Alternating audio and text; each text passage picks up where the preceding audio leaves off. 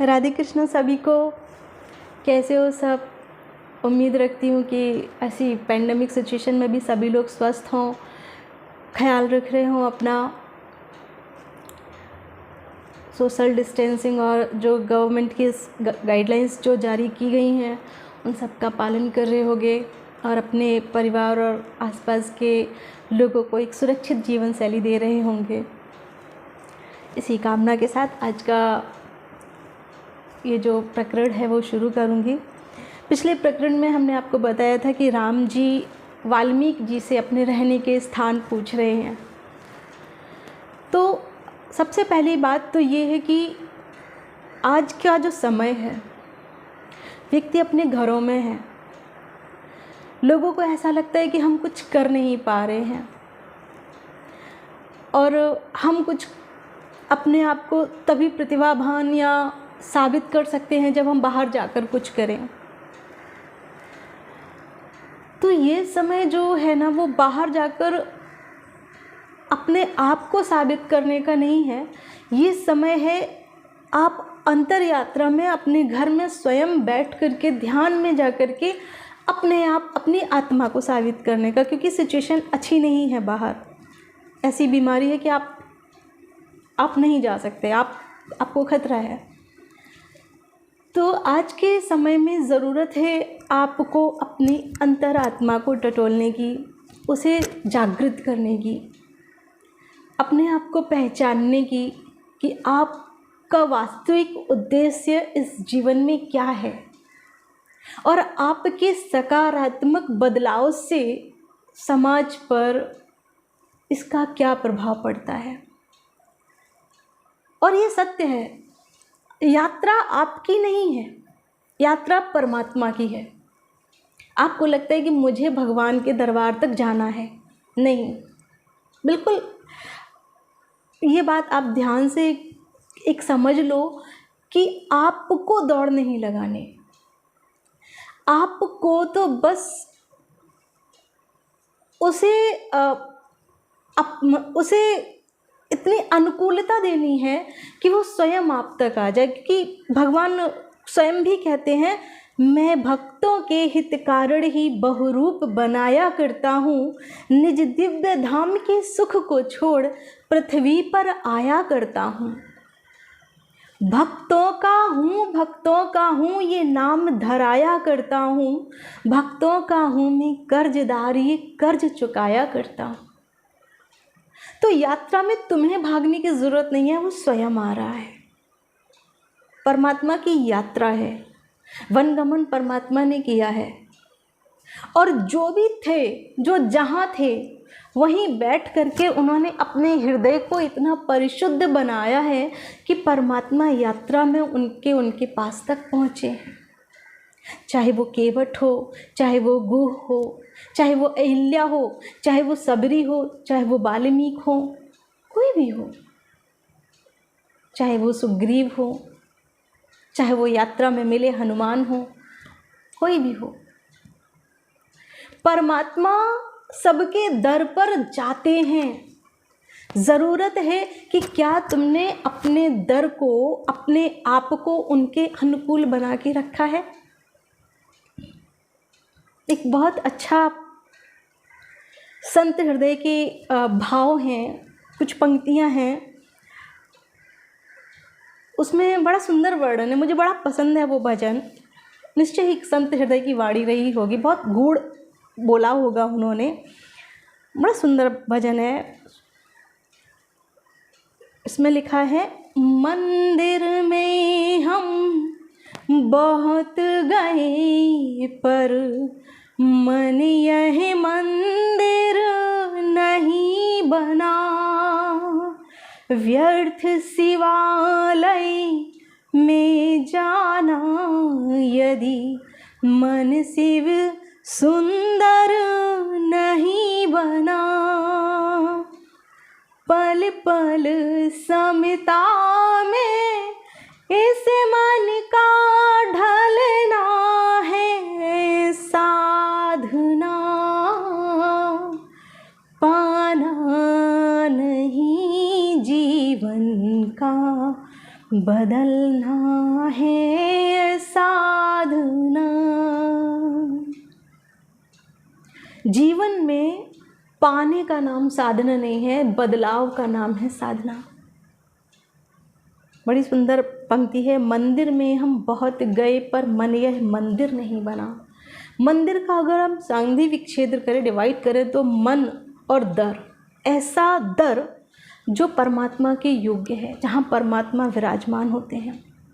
पर क्या कभी तुमने अपने मन को वो दर्जा दे पाए हो, वैसा एक दर बना पाया है कि जहाँ परमात्मा आके रहें? व्यर्थ शिवालय में जाना यदि मन शिव सुंदर नहीं बना। शिवालय एक प्रतीक है समता का, भस्म ओढ़े हैं भगवान। एक ही गति है इस व्यक्ति की, मृत्यु लोक है, यहाँ हर चीज़ परिवर्तित होती है। आज ये 5 तत्व जो हमारे शरीर में एक रूप लेकर हैं, ये एक दिन विखंडित हो जाएंगे और 5 तत्व अलग अलग निरूपित हो जाएंगे। जो चेतना है वो अलग चली जाएगी, 5 तत्व अलग अलग। एक आता है ना कि लपटे उठ उठ पंच फैसला अपना सुना रही हैं, जिसकी थी वो चीज़ जहाँ की उसको दिला रही हैं। जब मर जाएंगे ना तो जो लपटें उठेंगी ना तो वो सब फैसला सुनाती हैं। तुम्हारे शरीर का अग्नि तत्व को दे दिया जाएगा, शून्य तत्व शून्य को, जल तत्व जल में समाहित हो जाएगा, भूमि का तत्व मिट्टी में चली जाएगी, और जो सूक्ष्म आत्म चेतना है वो आत्म चेतना परमात्मा में चली जाएगी। सब चला जाएगा, बस परिवर्तन होता रहता है। यहाँ पर कुछ भी स्थायी नहीं है, ये मृत्यु लोक है जहाँ परिवर्तन प्रकृति का नियम है।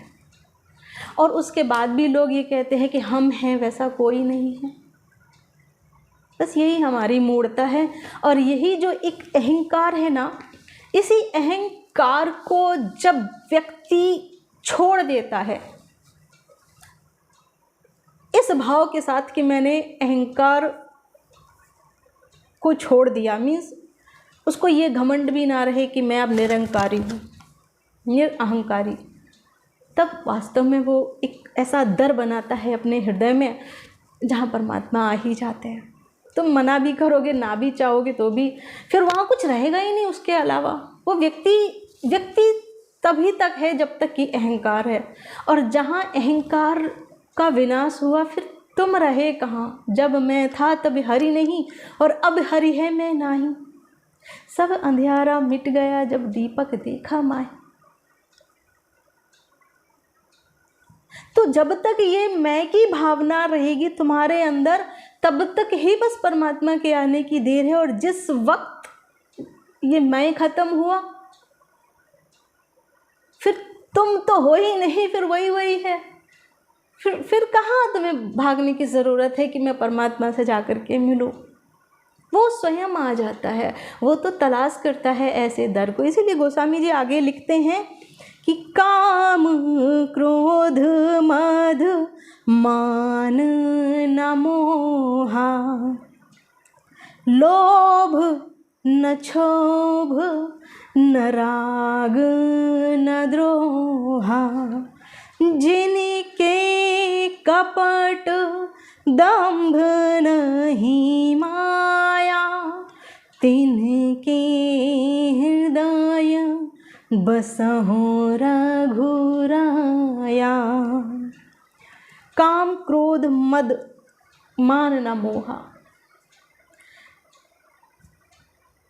काम ना हो, क्रोध ना हो, ये व्यक्ति के व्यक्तित्व का वर्णन है।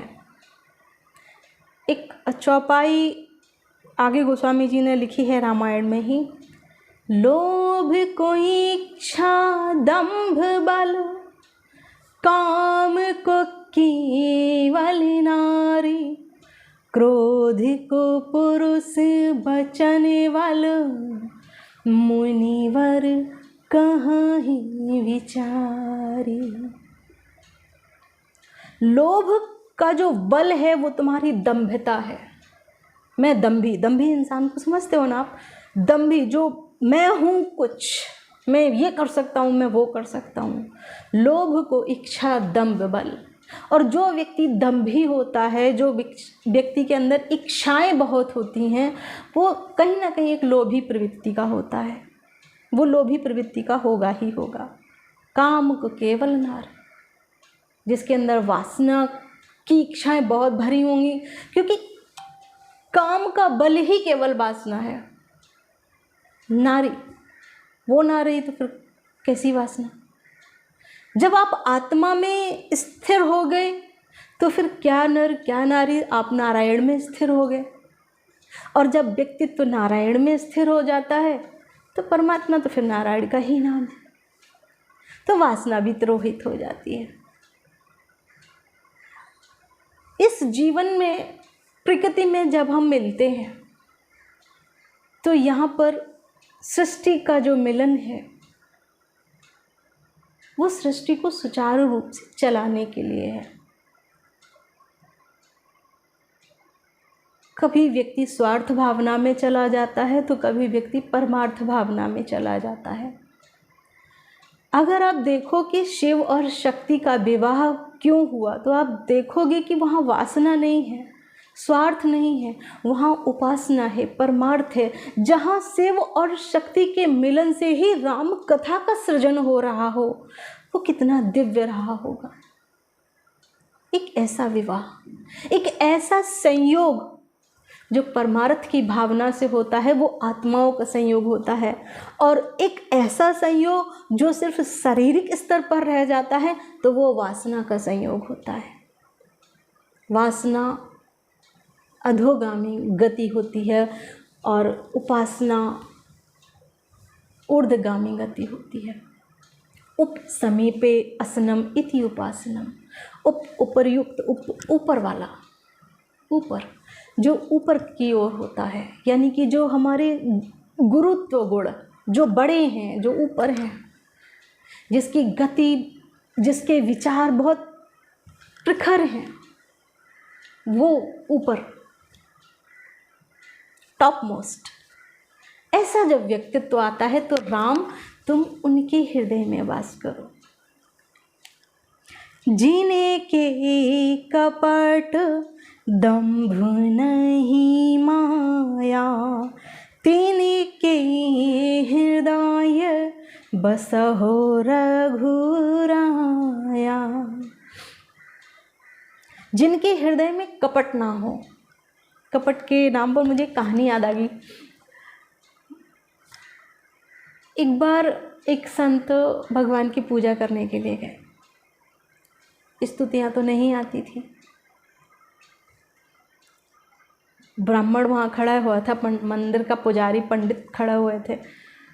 उन्होंने सोचा कि ये बड़े सिद्ध पुरुष हैं, महान पुरुष हैं, आज जरा इनकी सुनते हैं कि आखिर भगवान तक अपनी प्रार्थना कैसे पहुँचाते हैं, क्या कहते हैं अपने हृदय से, जो इतना संतत्व इनके हृदय में भरा हुआ है। जिज्ञासावश वो ब्राह्मण, वो जो पंडित जी थे, वो खड़े होकर सुनने लगे संतवाणी।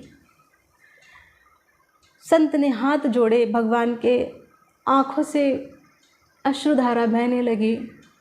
आ से लेकर के ज्ञा तक की पूरी वर्णमाला भगवान को सुना दी।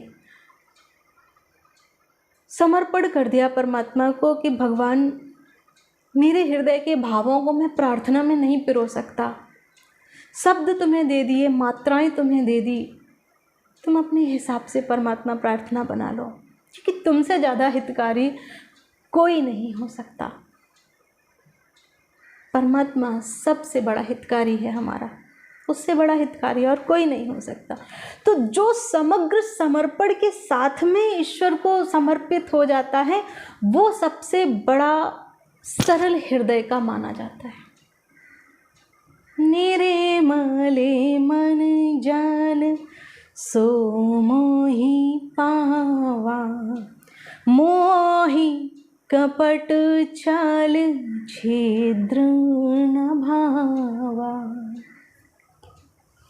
परमात्मा को कपट से प्राप्त नहीं किया जा सकता, निर्मलता से। तुम जैसे हो, एक बार स्वीकारोक्ति का भाव जब आ जाए, और स्वीकारोक्ति का भाव आने में बस उतना ही समय है जितना कि तुम्हारे अहंकार को गिरने में है।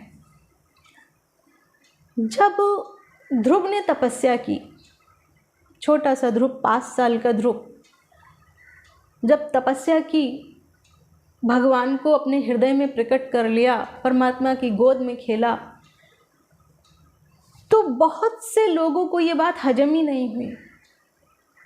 और एक बात याद रखना कि जब तक तुम्हारा अहंकार अंदर से प्रबल है, तुम दूसरे की सफलता को पचा नहीं पाओगे। और शायद इसीलिए समाज में ये बात भी बहुत लोग बोलते, मैंने सुना है कि इंसान अपने दुख से दुखी नहीं है, दूसरे के सुख से दुखी है। ये बिल्कुल फैक्ट है। वो सिर्फ इसलिए क्योंकि आपका अहंकार इतना प्रबल है कि आपके अंदर एक्सेप्टेंस की पावर नहीं है। आप स्वीकार नहीं कर पाते, अरे वो ऐसे कैसे, उसको ऐसे कैसे मिल गया, ऐसे कैसे उसकी किस्मत में आ गया। तो आप उसके पीछे भी प्रयोजन बनाते हो, कुछ पूर्व धारणाएं बनाते हो। उस समय भी हुआ था कि पूर्व धारणाएं बन गई, पूर्व जन्म का कुछ पुण्य रहा होगा, पूर्व जन्म में उसने तपस्या की होगी, तब इस जन्म में आकर के इतनी जल्दी भगवान मिल गए। ऐसे थोड़ी ना मिल सकता किसी, क्यों नहीं मिल सकता। 5 साल का एक बच्चा कितना निश्चल रहा होगा, कितने सरल हृदय का होगा, तुमने वो नहीं देखा। तुम्हारी धारणाएं हो गई कि वो पूर्व जन्म में बहुत जन्मों जन्मों से तपस्या करके आ रहा होगा, इसलिए उसको अभी इस जन्म में प्राप्त हुए हैं। क्योंकि तुम्हारा मन ये एक्सेप्ट करने को तैयार ही नहीं है कि भगवान इतनी जल्दी भी मिलते हैं। क्योंकि तुमने तो सदा वही देखा है कि जन्मों जन्मों युगों युगों की तपस्या, उल्टे पैर लटक करके, एक एड़ी पे खड़े हो करके, एक अंगूठे पर खड़े हो करके। और ये सारे प्रयोजन होते ही इसलिए ताकि तुम अपना अहंकार मार सको। और इतना समय लगता है लोगों को अहंकार मारने में। ताज्जुब होता है इस बात का। इसलिए पुरुषों को थोड़ा है, उनका अहंकार सहज नहीं मरता। वो रोना नहीं चाहते, क्योंकि रोए तो समग्र समर्पण हो जाएगा, रोए तो तुम्हारा अहंकार टूट जाएगा, रोए तो तुम खत्म हो जाओगे। और तुम अपने आप को ख़त्म करना कहाँ चाहते हो। जिस वक्त तक तुम अपने आप को ख़त्म नहीं करते हो, बस तब तक की तुम्हारी तपस्या है। और ये तपस्या कुछ नहीं है, सिर्फ अहंकार को तिरोहित करने का एक साधन है, एक ज़रिया है, एक प्रोसेस है। जैसे ही ये अहंकार तुम्हारा छूटा, वैसे ही तुम नवीन हो गए। और ये तब तक है जब तक कि तुम्हारे अंदर एक्सेप्टेंस की पावर नहीं है, स्वीकारोक्ति। हाँ हूँ मैं ऐसा, जो है वैसा ही, ट्रांसपेरेंसी। तुम्हें ट्रांसपेरेंट होना चाहिए। क्यों इतना खुद को छुपाना, लोग जान ना लें, ये दंभ अपने अंदर रखना। और ये अहंकार तुम जितना जितना इकट्ठा करते चले जाते हो, तुम्हारी तपस्या उतनी युगों तक बढ़ती चली जाती है। एक स्त्री के अंदर ऐसा कुछ नहीं होता, वो शुरू से ही समर्पित होती है, उसके संस्कार, उसके परवरिश ही समर्पण के ढंग से होती है। उसे कुछ प्रयोजन नहीं है कहीं जाने की, बहुत तपस्या करने की, ऐसा कुछ भी। पुरुषोचित वृत्ति, पौरुष लेकर पैदा हुई हो तो बात अलग है, वरना सहज एक स्त्रैण जो गुण है एक स्त्री के अंदर, जो स्त्रैण है जो भाव, वो एक समग्र समर्पण है। और जहाँ समग्र समर्पण है, वो इसीलिए एक स्त्री अपने पति में परमेश्वर को पा लेती है, क्योंकि उसके अंदर समग्र समर्पण का गुण है। और जहाँ समग्र समर्पण है, वहीं परमेश्वर खड़ा है, वहीं उसका परमेश्वर प्राप्त हो जाता है। उसे कुछ प्रयोजन ज़्यादा नहीं करने पड़ते। ज़्यादा तकलीफ़ है, अपने घर के एक कोने में जाकर चुपचाप रोवाई, और वो भी ऐसे कि कोई देख ना ले, कोई जान ना ले। और पुरुष जितना जितना तपस्या करेगा उतना ही और वो ज़्यादा अपने आप को दिखाने की कोशिश में इतना बड़ा तपस्वी। जबकि तपस्या होती ही इसलिए ताकि तुम्हारा अहंकार नष्ट हो जाए। और जितनी जितनी तुम तपस्या करते जाते हो, मतलब तुम्हारी अहम के बीज इतने गहरे हैं कि तुम्हें इतनी अभी तक तपस्या की ज़रूरत पड़ रही है, इतनी साधना।